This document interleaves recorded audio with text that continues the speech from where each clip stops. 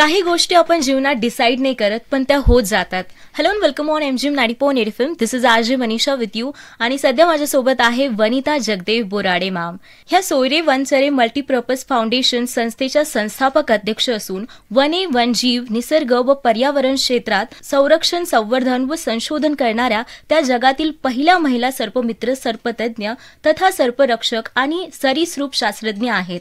आंतरराष्ट्रीय स्तरावर शांततेच्या नोबेल पुरस्कारासाठी त्यांना सलग तिसऱ्यांदा नामांकन प्राप्त झाले आहे. वन्यजीव समाजसेविका म्हणून त्यांच्या कार्याच्या सन्मानार्थ आंतरराष्ट्रीय अंतराळ संशोधन संस्था नासाने त्यांना सदस्यत्व देऊन त्यांच्या सचिद्र कार्य वृत्तांत मिशन 2026च्या मंगळयानामध्ये रेखांकित केले आहे. सोबतच यावर्षी मून मिशन चंद्रयानातही त्यांच्या या कार्याबद्दल सचित्र कार्यवृत्तांत छापण्यात आला असून बोर्डिंग पास व अप्रिसिएशन प्रमाणपत्रही नासातर्फे त्यांना प्रदान करण्यात आले आहे. त्यासोबत भारत सरकारद्वारे त्यांना राष्ट्रपती रामनाथ कोविंद यांच्या हस्ते नारी शक्ती पुरस्काराने सन्मानित करण्यात आले आहे. आणि त्यासोबत जागतिक आरोग्य संघटनेच्या आजीव सदस्य आहेत मॅडम. आणि तसेच भारतीय डाक विभागाने त्यांच्या कार्य सन्मानार्थी टपाल तिकीट भारतीय डाक विभागाने जारी केले आहे. छत्रपती शिवाजी महाराज वनश्री पुरस्कार महाराष्ट्र शासन हाही त्यांना प्राप्त आहे. नमस्ते मॅम. नमस्ते सर. सरांचं नाव आहे डी भास्कर सर. या नावाने ते खूप फेमस सुद्धा आहे. दोघांनाही मनापासून नमस्ते आणि तुमचं खूप खूप स्वागत आहे ऑन MGM 90.8 FM. धन्यवाद. सो मॅम, सर्वात पहिले आपली जी कॉन्व्हर्सेशन आहे, सर्पमित्र आहात आपण, तर याची जर्नी कशी सुरू झाली होती तुमच्या लाईफमध्ये? खरं तर मी जे हे काम सुरू केलं ते सुरू करताना मला हे माहीत नव्हतं की आज जे मला जी एक अचिव्हमेंट मिळालेली आहे की जगातील पहिली महिला सर्पमित्र म्हणून, तर मी 51,000 पेक्षा जास्त साप पकडून वन विभागामार्फत जंगलात सोडलेले आहेत. आणि असे त्यानंतर मला नारी शक्ती राष्ट्रपती पुरस्कार मिळालेला आहे. तर जेव्हा मी सुरुवात केली तेव्हा मला माहीत नव्हतं की आपल्याला एवढी मोठी उपलब्धी मिळणार आहे. मी वयाच्या 10व्या वर्षापासून साप पकडते. तर जे माझे आदिवासी, बंजारा, गौड समाजाचे जे बालमित्र होते, तर माझे वडील शेतकरी असल्यामुळं त्यांचे आईवडील आमच्या शेतामध्ये काम करायला यायचे. तर त्यांच्यासोबत त्यांची मुलं पण यायची. तर त्यांच्यासोबत जे जंगलामध्ये ते जे ॲक्टिव्हिटीज करायचे, म्हणजे नदीमध्ये जाळे टाकून मासे पकडणे, त्यानंतर जंगलामध्ये झाडावर चढणे, मधमाशांचे पोळे काढणे, काही प्राण्यांच्या मागे धावणे, तर हे त्यांचं बघून मी सुद्धा शिकला. त्यामध्ये जेव्हा ते मासे पकडायला पाण्यामध्ये जाळे टाकत होते, ते माशांसोबत पाण्यातले साप सुद्धा त्या जाळ्यामध्ये अडकून यायचे. तर त्यामध्ये ते साप, त्यांचं म्हणणं होतं की हे साप चावत नाहीत, जी पाण्यातली साप आहेत ती चावत नाहीत. तर ती माशांना पकडून घ्यायची, साप पाण्यात सोडून द्यायची. तर त्यांचं पाहून पाहून मी सुद्धा मग बऱ्याच वेळेला तसा प्रयत्न केला, त्या सापांना पकडून पाहिलं, तर ते मला सुद्धा चावले नाहीत. मग असं करताना मग माझी आणखी हिंमत वाढली. मग तेव्हा माहीत नव्हतं की विषारी साप कोणता, बिनविषारी साप कोणता. तर जो साप गावामध्ये निघेल किंवा घरामध्ये निघेल, जसा असेल असा पकडायचा आणि सुरक्षित ठिकाणी बाहेर नेऊन सोडायचा, जेणेकरून सापालाही हानी नाही होणार याची तुम्ही काळजी घेतली. खूप काळजी घेतली. ते काळजी घेताना घरच्यांना मग काळजी वाटायची की ही साप पकडते, हे वेगळंच हिच्या मनात, डोक्यात काय हे नवीन खूळ आलं. कारण त्या काळामध्ये सापांबद्दल खूप अंधश्रद्धा होत्या, त्या अजूनही आहेत. सापांची जी वैज्ञानिक दृष्टिकोनातून आपल्याला माहिती पाहिजे ती माहिती कुठंच नाहीये. त्यामुळं खूप गोंधळ.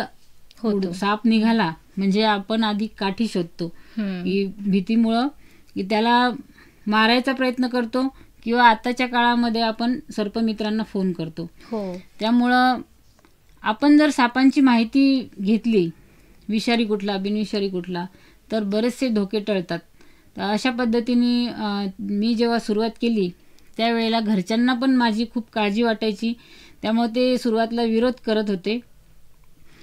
साप पकडू नको, किंवा नातेवाईकांना असं वाटेल हिला काही भूतबाधा झाली का, किंवा काही अंधश्रद्धा, जादू उठवण्यासारखं काही, तर असं काहीतरी वाटेल म्हणून ते विरोध करत होते. परंतु जेव्हा माझे वडील खूप धार्मिक आध्यात्मिक विचारांचे असल्यामुळं त्यांनी मला खूप सपोर्ट केला. आणि मग जे विषारी साप किंवा बिनविषारी साप हे तर ओळखता येतच नव्हतं, परंतु ते मला काळजीमुळे सांगत होते, काळजीपोटी, की तू साप पकडताना काळजी घे, तू पकडते पण त्याचा जीव वाचवते पण तुझ्या जीवाला धोका होऊ नये. म्हणून ते मला नेहमी काळजीमुळं मला वारंवार सल्ला देत होते. आणि मग त्यांनी मला परवानगी दिली की ठीक आहे, जे घरामध्ये लोकांच्या घरामध्ये साप निघतात, लोक मारतात, ते मारण्यापेक्षा ते सुरक्षित ठिकाणी पकडून सोडून दे. तर असं मग माझी जीवनाची सुरुवात झाली, साप पकडण्याची सुरुवात झाली. आणि मग नंतर लग्नानंतर माझे जे पती आहेत हे कीर्तनकार आहेत, प्रवचनकार आहेत. यांनाही समाजसेवेची खूप आवड असल्यामुळं मग यांना जेव्हा कळलं की मी साप पकडते, तर घरचे सुद्धा तेव्हा जी माझ्या माहेरी जेव्हा सुरुवातला जी परिस्थिती होती ती सासरी होती, तर त्यांनी पण सुरुवातला विरोध केला. परंतु यांनी त्यांना समजून सांगितलं की ठीक आहे, ती साप पकडते, तिला कोणी माहिती दिली नाही किंवा याच्यामध्ये खूप अज्ञान असल्यामुळं तिला कुठून ती माहिती घेता आली नाही, परंतु मी तिला सहकार्य करेल, सपोर्ट करेल. आणि त्यांनी मला जे मी प्रॅक्टिकल करत होते याच्यामध्ये थेरी मला मिळवून देण्यासाठी खूप मोठ्या प्रमाणात मला सहकार्य केलं. त्यांनी नेटवरून काही पुस्तकं मागवलेत सापांच्या माहितीचे, त्याच्यामधनं विषारी साप कसा ओळखायचा, बिनविषारी साप कसा ओळखायचा ही माहिती मला मिळवून दिली. आणि त्यानंतर आम्ही साप पकडण्यासोबतच जनजागृतीला सुद्धा सुरुवात केली. त्यामध्ये मग आम्ही जिथं जिथं साप पकडायला जायचो तिथं तिथं लोकांना सापांची माहिती देत गेलो. त्यात विषारी साप कुठले त्याबद्दल आम्ही एक म्हण तयार केली, विषारी सापांची नावे 4, घोणस फुरसे नाग मण्यार. याच पद्धतीची आम्ही धामण सापांवर म्हण तयार केली, जो की बिनविषारी आहे. धामण साप बिनविषारी, उंदीर घुशींचा नाश करी. अशा पद्धतीने आम्ही साप पकडण्यासोबतच अवेअरनेसला सुद्धा सुरुवात केली. Great ma'am. आणि एक महिला सर्पमित्र म्हणून तुमचा अनुभव कसा होता या सर्व कामामध्ये? खरं तर माझ्यासाठी तो अनुभव खूपच वेगळा आणि नवीन होता. आणि माझ्यासाठीच नाही तर माझ्या जे आजूबाजूला नातेवाईक घरची मंडळी होती त्यांच्यासाठी सुद्धा. परंतु एक जीवनदायी कार्य आहे. 2 जीवांना मदत होते. एक सापाचा जीव असतो, एक लोकांचा जीव असतो. त्यामुळं मला हे काम करताना खूप आनंद वाटला. ओके. आणि प्रत्येक गोष्टीमध्ये अडचणी येतात, तर या कामात तुम्हाला काय अडचणी आल्या आणि कसं मात केली तुम्ही त्याच्यावर? हे काम करताना तसं तर खूप अडचणी ह्या प्रत्येक क्षेत्रात येतात, परंतु काम करताना याच्या जीवाचा धोका आहे. सगळ्यात महत्वाचं म्हणजे जीवाचा धोका आहे. साप चावला म्हणजे माणूस मरतो, हे जे आपल्या डोक्यात लहानपणापासून फिट केलेलं आहे, जे आपल्याला जे सांगितलेलं आहे, यामुळे आपण जास्त प्रमाणात घाबरतो.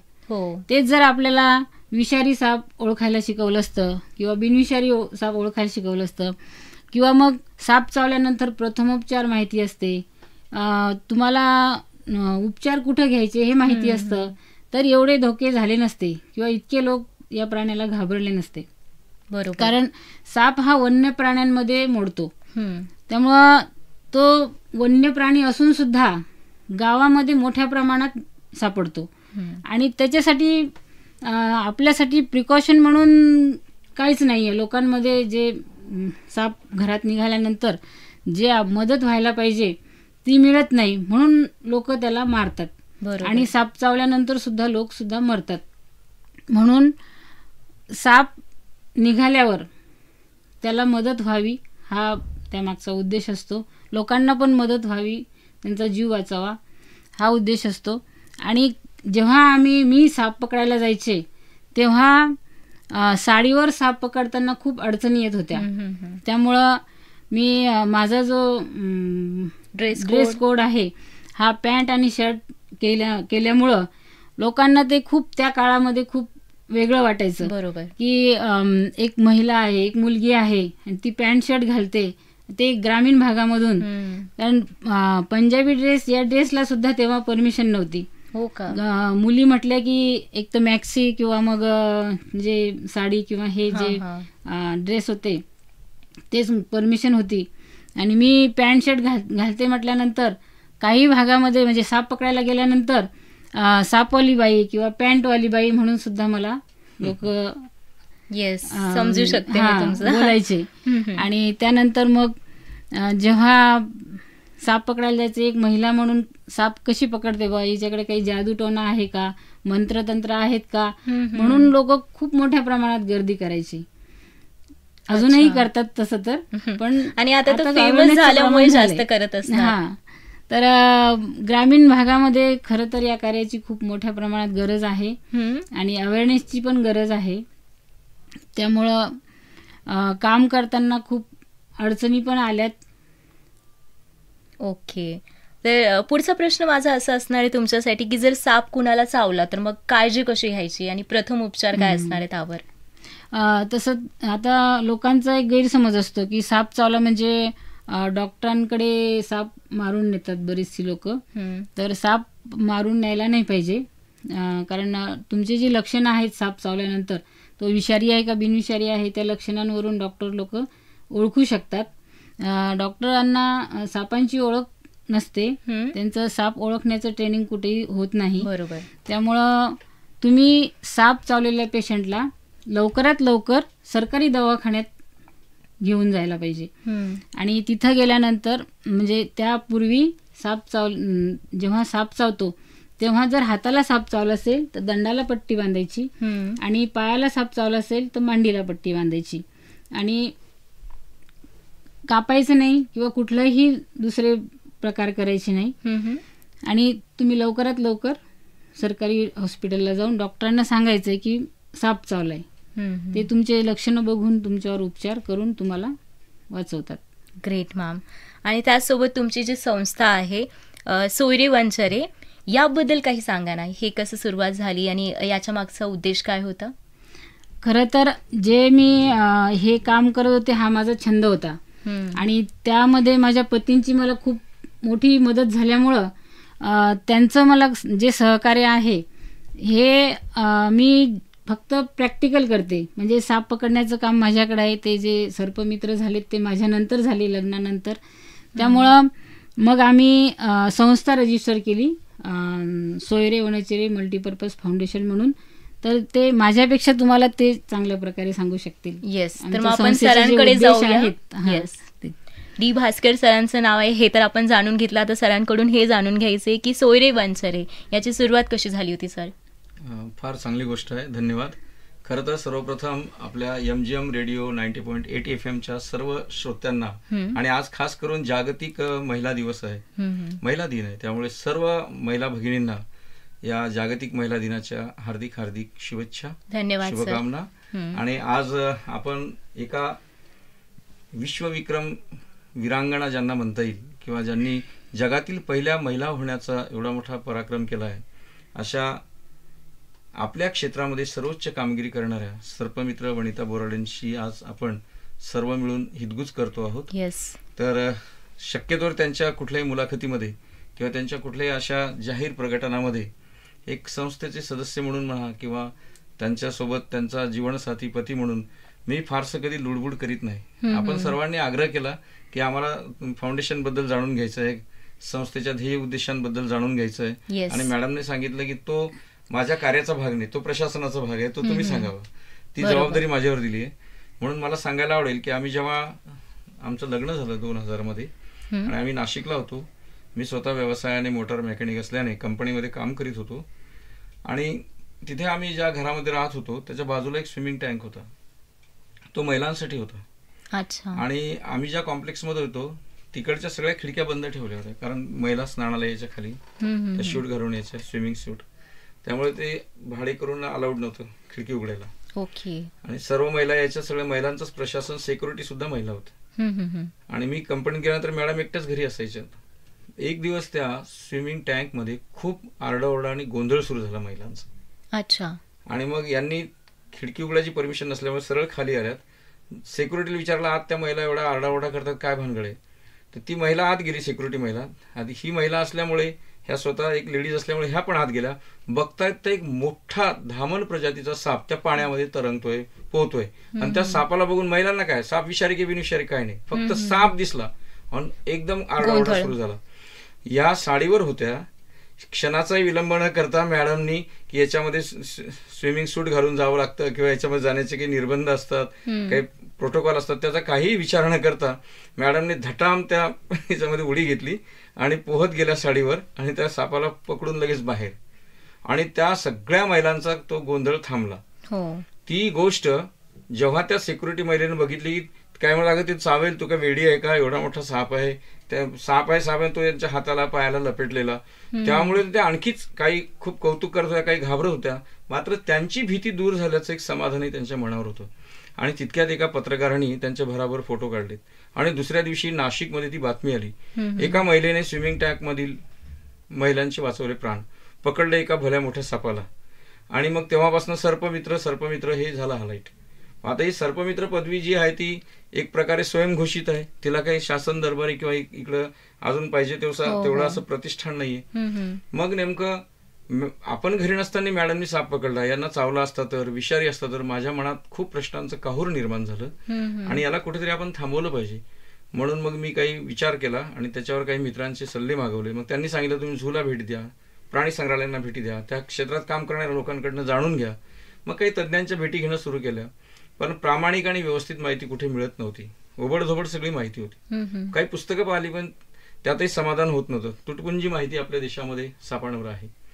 आणि मला खूप काळजी वाटायची की यांची ती अचानक झालेली पब्लिसिटी आणि एक महिला साप पकडते म्हटल्यावर, कोणाच्या घरी साप निघला, त्या कॉलनीत साप निघला, लोक घरी यायची टू व्हीलर घेऊन, बसा मॅडम की त्याला साप पकडायला. आणि ह्या साप पकडून आणायच्या. मला माहिती आहे, लहानपणापासून वयाच्या 10व्या वर्षापासून पकडतायत, सगळी हिस्ट्री माहीत, सगळं माहीत. परंतु मला असं वाटायचं की मी घरी नसताना, कामावर असताना जर काही घडलं तर काय करू. म्हणून किमान यांना यांचा प्राण वाचवता आला पाहिजे. एखाद्या वेळेस ह्या साप पकडायला गेल्या, त्या व्यक्तीच्या घरी साप पकडताना साप चावला आणि त्याने भीतीपोटी मॅडमला परत आणलंच नाही, तो पळून गेला, त्यांनी कुठल्या दवाखान्यात जायचं, कोणाची मदत घ्यायची, स्वतःला कसं वाचवायचं, ह्या प्रश्नांची उत्तरं शोधण्यासाठी म्हणून मला हा सर्प अभ्यास करणं गरजेचं होतं. आणि मग याच्यावर सुसंबद्ध अभ्यास व्हावा म्हणून काही पुस्तकं घेतली. मग वन विभागाच्या अधिकाऱ्यांच्या भेटी घेतल्या की साप हा वन्यजीव आहे, वाईल्ड लाईफ विंग आहे, याची जबाबदारी वन पोलिसांवर आहे. मग त्यातले कायदे माहीत झाले. कायद्यानंतर सापाचं संरक्षण करणे ही पहिली जबाबदारी वन विभागाची, नंतर नागरिकाची, मग हे राष्ट्रीय कर्तव्य आहे. साप हा राष्ट्रीय संपत्तीचा महत्वपूर्ण घटक आहे. वने, वन्यजीव, निसर्ग, पर्यावरण याचं संवर्धन करण्याची जबाबदारी ज्या कायद्यांमध्ये आहे त्या कायद्यांमध्ये साप मारणे हा गुन्हा आहे. सापाला संविधानाने संरक्षण दिलेलं आहे. ह्या सगळ्या गोष्टी माहीत झाल्यावर मग वन विभागाची मदत घ्यायचं ठरलं. आणि 2000 साली आम्ही नाशिकला snakes and reptiles protection institute SARP सर्प संस्था नाशिक नावाने संस्था रजिस्टर्ड केली. त्या अंतर्गत मग आम्ही स्वतःचं नॉलेज अपडेट केलं. नंतर मग जी आमच्याकडे माहिती आहे ती लोकांना प्रॉपर माहिती द्यायला सुरू केली. कारण नाशिकचा 2003ला कुंभमेळा आला आणि प्रचंड साप घेऊन तिथे लोक आले होते, वेगवेगळ्या राज्यांमधून साधू. काही हिंस्र प्राणी घेऊन आले, अस्वल, कोल्हे, त्यानंतर वाघ सुद्धा होते त्याच्यामध्ये. आणि ते सगळेच्या सगळे वन विभागाने against of the animal cruelty act 2002 अन्वये आदरणीय माजी केंद्रीय मंत्री मेनका गांधी यांनी वन्यजीव कायद्यामध्ये सुधारणा करून हा कायदा अस्तित्वात आणला होता की कुठल्याही प्राण्याला किंवा वन्य प्राण्याला तुम्ही छळ करू शकत नाही, त्याला मिठीच धरू शकत नाही. मग त्या साधूंकडची विनंती करून प्रेमाने आम्ही ते सगळे प्राणी कलेक्ट करत होतो. मग हे सगळे जमा केलेले प्राणी ठेवायचे कुठे, वेगवेगळ्या जातीचे. त्या सापही होते, घोरपडी होत्या, हत्ती ते उंट यापासून अस्वलांपर्यंत, वाघांपर्यंतचे प्राणी होते.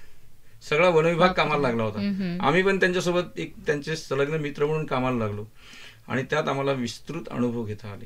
वेगवेगळ्या प्रकारचे भारत देशातील सर्व प्रकारचे साप गारोडीच्या रूपाने त्या नाशिकमध्ये आलेले, त्या सगळे साप जप्त करण्यात आले, त्यांच्यावर उपचार करावे लागले, व्हेटरनरी डॉक्टरांना भेटावं लागलं. आणि एक प्रकारे त्या अभ्यासाला एक प्रॅक्टिकली सुरुवात झाली. ग्रेट. आणि मग याच्यावर एक संस्था रजिस्टर केली पाहिजे असं डोक्यात आलं. आणि मग आमच्या सर्प संस्थेने ठरवलं की आपल्याला हाताखाली व्हॉलेंटियर्स पाहिजे, चांगले मुलं पाहिजेत. आणि मग त्या अनुषंगाने आम्ही मॅडमनी 25 शालेय मुली ज्या आहेत कॉलेजच्या विद्यार्थिनी त्यांची एक चमूच तयार केली. ओके. कालांतराने त्या महिलांचं परिपूर्ण ट्रेनिंग झालं, मुलींचं. त्या वेगळ्या जिल्ह्यांमध्ये लग्न करून सासरी गेल्या आणि तिथे त्यांनी मॅडमचं काम वाढवलं. त्यामुळे अख्ख्या महाराष्ट्रामध्ये जिथे कुठे आज महिला साप पकडतायत त्यांचं कनेक्शन कुठे ना कुठे वनिता बोराडेशी आहे. आणि त्यामुळे काय झालं की एक सुरुवात झाली. मग वनविभागाने सांगितलं हा रेकॉर्ड तुम्ही मेंटेन करा, तुम्ही साप जे पकडून सोडता त्याचं एक पत्र आम्हाला देत चला, त्याची एक डायरी मेंटेन करा आणि तुम्ही साप जवळ बाळगू नका. तुम्हाला ते कायद्याने 48 तास ते 12 तासच ठेवता येतात. विषारी साप असेल तर 12 तास, बिनविषारी साप असेल तर 48 तास. तुम्ही वनविभागाची मदत घ्या, पोलिसांची मदत घ्या आणि तुम्ही स्वतःही जंगलात साप सोडताना त्याचा पुरावा म्हणून एक तिथला पंचनामा करा. या सगळ्या कायदेशीर तरतुदी आम्हाला माहीत झाल्यामुळे आम्ही याची सुरुवात 2003 पासून सुरू केली आणि तो रेकॉर्ड मग प्रत्येक जिल्ह्यामध्ये जिथे जिथे आम्ही सर्प जनजागरण यात्रा राबवल्यात, कार्यशाळा राबवल्यात, जिथे जिथे आम्ही काम करणं सुरू केलं, आमच्या व्हॉलंटियर्स कडनं सुद्धा आम्ही तशाच पद्धतीचा रेकॉर्ड उभा केला. अच्छा. आणि आपल्या ग्रामीण भागामध्ये सर्पदंशाने लोक मरत आहेत, अंधश्रद्धा खूप आहेत, कामाची गरज शहरात नसून खेड्यात आहे हे लक्षात आल्यावर काही निमित्त पण असतं या गोष्टींना. एक प्रसंग घडला होता की एका व्यक्तीचा, जवळच्या व्यक्तीचा सर्पदंशाने मृत्यू झाला होता.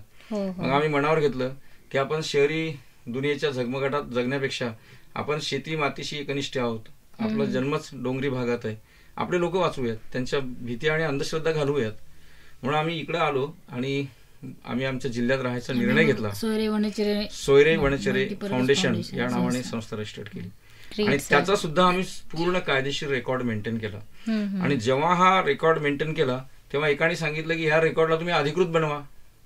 मग आम्ही अप्लाइड झालो. आणि महत्वाचं म्हणजे आम्ही जेव्हा आमच्या भागात आलो तर आमच्या भागात सर्पमित्र हा शब्द सुद्धा माहित नव्हता. कोणी सापाला वाचवतं हे सुद्धा माहित नव्हतं. लोक सुरुवातीला गारुडी मदारी म्हणायचे. लहानपणी करत होते हे फक्त गावापुरतं आणि घराच्या आणि आजूबाजूला मर्यादित होतं. परंतु जो आम्ही लग्नानंतर जो निर्णय घेतला हा मग आम्ही त्याचा व्याप वाढला, व्याप्तता वाढली, संस्था रजिस्टर झाली, व्हॉलंटियर्स आले, आमच्यासोबत अनेक पर्यावरण सेवक आलेत, सर्पमित्र म्हणून काम करणारी नवीन मुलं मुली आलेत आणि त्यामुळे मग हा विस्तार वाढत गेला. मग लोकांना साप मारू नका, मारण्यापेक्षा वाचवणं श्रेष्ठ आहे, आम्हाला बोलवा, आम्ही निःशुल्क सेवा देतो, असं म्हणत म्हणत म्हणत आम्ही दावा केला होता की आम्ही 51,000पेक्षा जास्त साप पकडले. मात्र ते किती आहेत, 61 आहेत, 70,000 आहेत, 75 आहेत हे कन्फर्म नव्हतं. त्यामुळे जेव्हा याचं व्हेरिफिकेशन झालं, ज्याला त्रयस्थ ज्याला थर्ड एम्पायर म्हणतात, या दृष्टीने जेव्हा त्याचं व्हेरिफिकेशन झालं तेव्हा आम्ही दिलेले सगळे कागदपत्र,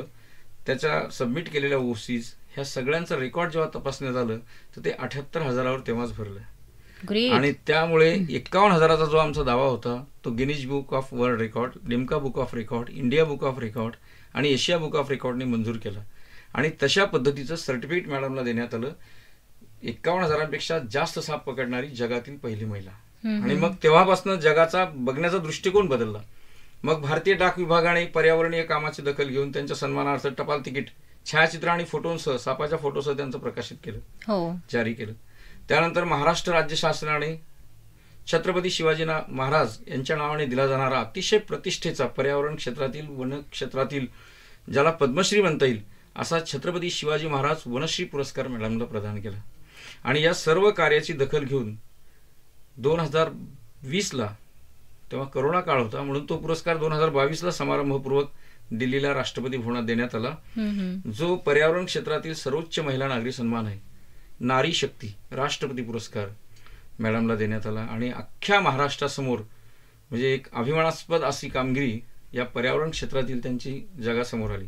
म्हणून आज जगाने जगातील पहिल्या महिला सर्परक्षक, सर्पमित्र, सरीसृप शास्त्रज्ञ, सर्पतज्ञ म्हणून त्यांचा गौरव केलाय. तुम्ही गुगलला नुसतं प्रश्न जरी विचारला की जगातील पहिल्या महिला सर्परक्षक कोण आहेत तर गुगल तुम्हाला वनिता बोराडे यांची संपूर्ण माहिती देते. त्यांचं सर्प संरक्षण, संवर्धन, संशोधन हे सगळं कार्य आपल्याला त्याच्यामध्ये दिसतंय. आणि या सगळ्या गोष्टीचा वैज्ञानिक आधार, याचा लोकांसाठी होणारा उपयोग, त्याचं पर्यावरणीय महत्व, ह्या सर्व गोष्टींच्या प्रचार प्रसाराला पुढे आणण्याच्या दृष्टीने संस्थेचे ध्येय उद्देश बनवण्यात आले. तशी संस्थेची कार्यप्रणाली विकसित करण्यात आली आणि पूर्ण वनविभागाला संलग्न राहून, भारतीय न्याय संहितेला, भारतीय संविधानाला संलग्न राहून कुठेही कायदेशीर बाबींचं उल्लंघन होणार नाही याची काळजी घेऊन स्वतः सोबतच सापांना आणि लोकांना सुरक्षित करण्याचं असं हे कार्य संस्थेनं सुरू केलं. संस्थेनं केवळ नुसतं सापांपुरतंच काम नाही केलं, तो वन्यजीव आणि पाळीव प्राणी जे आहेत त्यांना सुद्धा आपल्या संस्थेच्या अजेंड्यावर घेतलंय. त्यामुळे आमच्या संस्थेचं ब्रीदवाक्य आहे. मोदीजींनी जेव्हा मॅडमची भेट झाली तेव्हा आपल्या देशाचे लोकप्रिय लाडके पंतप्रधान नरेंद्र मोदीजी बोलले होते की पर्यावरण ही प्राणसंजीवन है. देखो देश के प्राणवायु की जो दशा हो रही है वो हम पेड़ लगाएंगे तो ही भर के निकलेगी.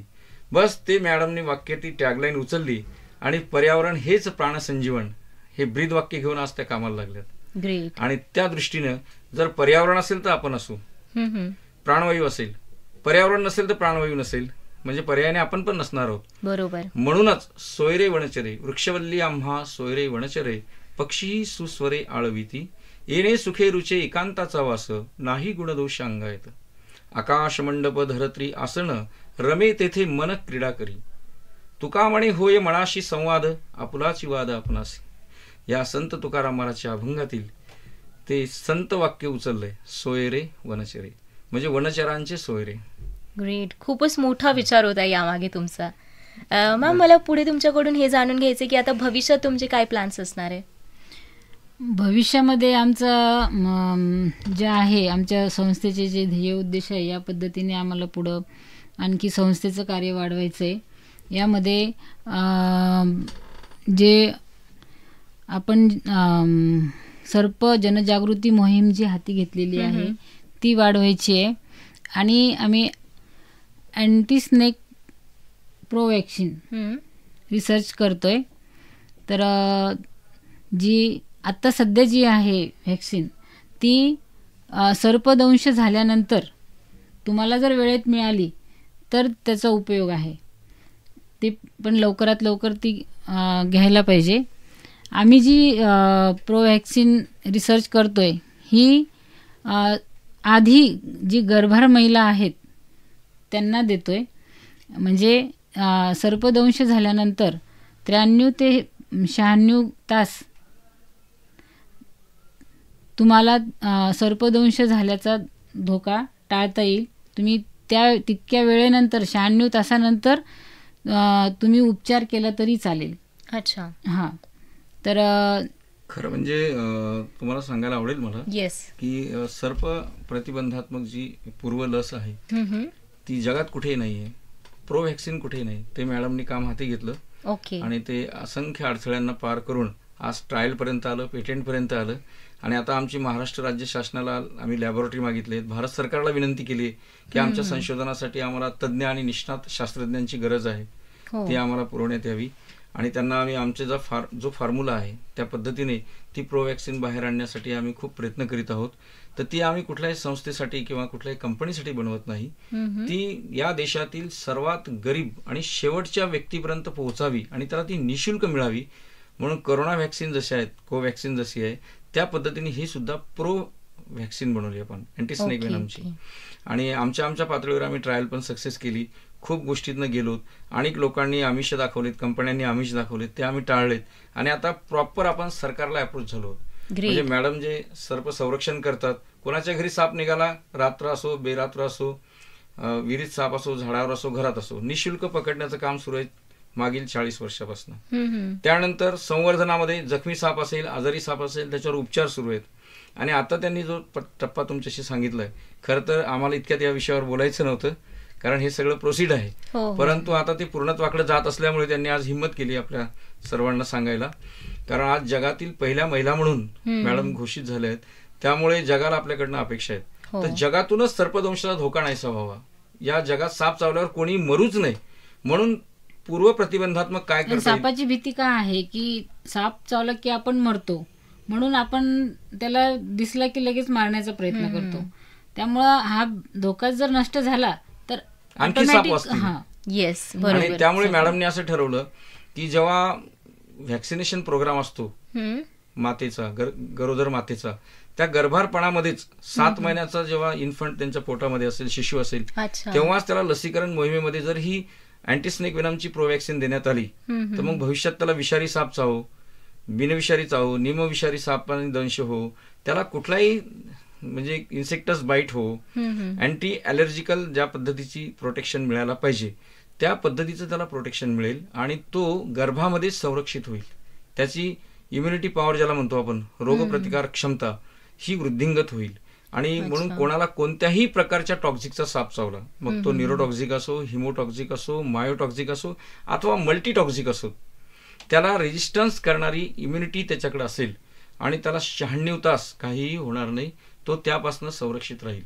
उशिराने जरी उपचार केले तरी त्याचे प्राण वाचतील, तो लगेचच मरणार नाही. आता काय होतं, साप चावला एक दहशत की मला साप चावलाय, मला साप चावलाय, बीपी वाढतो, हाय होतो आणि बरेच लोक भीतीनेच मरतायत. त्या विषाच्या जागी भीतीनेच मरतात. काही ठिकाणी डॉक्टरांचा गोंधळ उडतो, विषारी साप आहे की बिनविषारी साप आहे, कधी बरोबर कधी चुकीचे, अशा कुठल्याही पद्धतीचे कधी कधी उपचार पण चुकीचे होतात. कारण सर्पदंश तज्ञ असे आपल्याकडे आजही स्वतंत्र प्रॅक्टिस करणारे डॉक्टर्स नाहीयेत. अलाइड ट्रीटमेंट देणारे सगळे डॉक्टर्स आहेत. जे सरकारीमध्ये जी सुसंबद्ध यंत्रणा उभी आहे सर्पदंश झाल्यानंतर उपचार करण्याची, तिथपर्यंत पोहोचायला विलंब झाला तर त्याचे उपचार घेऊन उपयोग होत नाही. म्हणून हा विलंबाचा कालावधी गर्भातच कमी व्हावा, कोणत्याही व्यक्तीला भविष्यात सर्पदंशाने मृत्यू येऊच नाही म्हणून मॅडमचं अँटी स्नेक वेनमवर प्रो व्हॅक्सिन रिसर्चचं काम मागील 5 वर्षापासून सुरू होतं. त्याला आता अधिकृत प्रारूप मिळालंय. ग्रेट, खूपच चांगला प्रयत्न सुरू आहे तुमचा. आणि आजच्या या दिवसासाठी तुम्ही आमच्या लिस्नर्सला काय संदेश देणार, खास करून महिलांना? खरं तर महिलांना मी हेच सांगू इच्छिते की आज महिला कुठल्याच क्षेत्रामध्ये मागे नाही आहेत. आणि आजचं जे आपलं जे काय म्हणता येईल त्याला, स्पर्धेचं युग आहे. स्पर्धेचं युग आहे. आणि महिलांना सुद्धा आजच्या घडीला 50% आरक्षण मिळालेलं आहे. त्यामुळं महिला ह्या पुरुषांच्या खांद्याला खांदा लावून आज प्रत्येक क्षेत्रामध्ये काम करतायत. तसं आज बऱ्याच मुली या क्षेत्रात सुद्धा आहेत आणि आणखी त्यांनी या क्षेत्राशी जुळून घ्यावं किंवा पर्यावरण क्षेत्रामध्ये त्यांनी यावं. आणि कारण पर्यावरण हे आपल्या जीवनाचं अविभाज्य अंग आहे आणि पर्यावरणाचं जे महत्त्व आहे, जे आता आपण बघितलं 2 वर्षापूर्वी कोरोनासारखे जे आजार सध्या येत आहेत, तर ते फक्त माणसांवर आलेले होते. आपण जे प्राणी आहेत, हे कुठल्याही प्राण्याला कोरोना झाला हे आपण बघितलं नाही. त्यामुळं पर्यावरण हे प्राणसंजीवन, चला करूया संरक्षण संवर्धन, साप वाचवा पर्यावरण वाचवा. त्यामुळं पर्यावरण हा खूप महत्त्वाचा घटक असल्यामुळं महिलांनी सुद्धा यामध्ये पुढं यावं हेच मी त्यांना सांगेल. ग्रेट. खरं म्हणजे काय आहे की महिला जेव्हा धार्मिक क्षेत्रात असतात, सांस्कृतिक क्षेत्रात असतात किंवा इतर कुठल्याही व्यावसायिक क्षेत्रात असतात तर त्यात त्यांना भरगतचा असा नफा किंवा लाभ दिसतो. आमच्या क्षेत्रामध्ये लाभ नाही आणि जीविताचा धोका आहे. त्याच्यामुळे महिला ज्या जिगरबाज आहेत, हिंमतबाज आहेत, ज्यांना मिलिटरिकल काम करायचं आहे, एखाद्या शौर्याचं काम करायचं, अशा धाडशी महिलाच आम्हाला अप्रोच होतात.